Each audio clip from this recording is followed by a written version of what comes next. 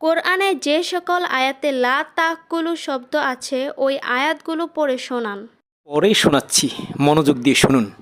এতিমদেরকে তাদের সম্পদ ফিরিয়ে দাও, ভালো জিনিসের বদলে খারাপ জিনিস গ্রহণ করো না, আর তাদের সম্পদ তোমাদের সম্পদের সঙ্গে মিশিয়ে অন্যায়ভাবে গ্রাস করো না, নিশ্চয়ই এটি মহাপাপ। সূরা আন-নিসা সূরা নাম্বার 4 আয়াত নাম্বার 2। হে ইমানদারগণ, তোমরা একে অপরের সম্পদ অন্যায়ভাবে গ্রাস করো না বা আত্মসাৎ করো না, তবে পারস্পরিক সম্মতিতে বৈধ ব্যবসার মাধ্যমে সম্পদ অর্জন করতে পারো, আর তোমরা নিজেদের ধ্বংস করো না, আর নিশ্চয়ই আল্লাহ তোমাদের প্রতি পরম দয়ালু। সূরা আন-নিসা সূরা নাম্বার 4 আয়াত নাম্বার 29। হে ইমানদারগণ, তোমরা সুদ গ্রহণ করো না যা বহুগুণে বৃদ্ধি পায়।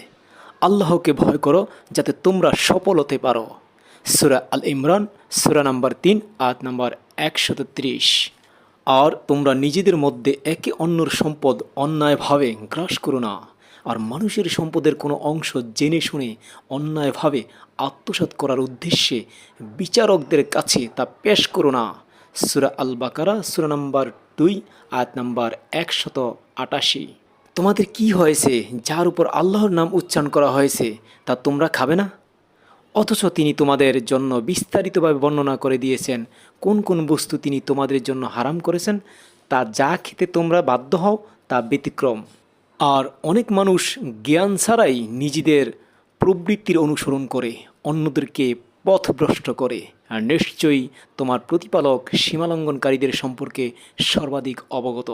সূরা আল আনআম সূরা নাম্বার 6 আয়াত নাম্বার 119।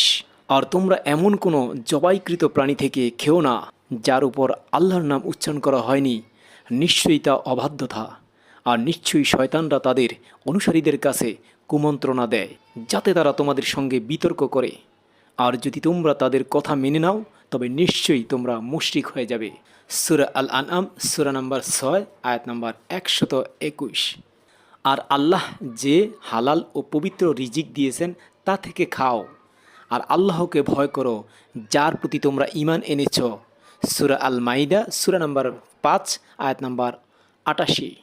হে ইমানদারগণ, তোমাদের অনুমতি না দেওয়া হলে তোমরা নবীর ঘরে প্রবেশ করো না, খাবার সময়ের অপেক্ষাও থেকো না। যদি তোমাদের খাবার জন্য ডাকা হয় তাহলে অবশ্যই এসো, অতঃপর খাওয়া শেষ হয়ে গেলে চলে যাও, কথাবার্তায় মশগুল বা মগ্ন হয়ে পড়ো না। তাকুলু শব্দটি পবিত্র কোরআনে মোট 7 বার এসেছে এবং ফাকুলু একবার এসেছে। তাকুলু শব্দের আক্ষরিক অর্থ কি?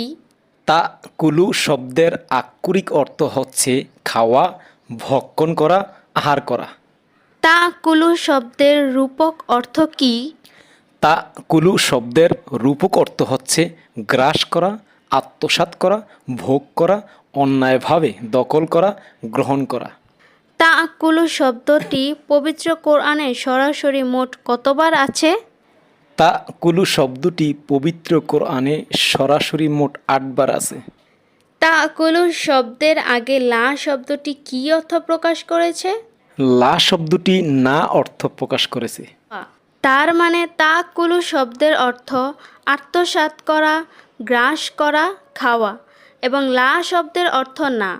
আর লা তাকুলু শব্দের অর্থ গ্রাস করো না, আত্মসাৎ করো না, খেও না বা খাবে না, তাই তো? জি, তাই। আপনি বুঝতে পেরেছেন।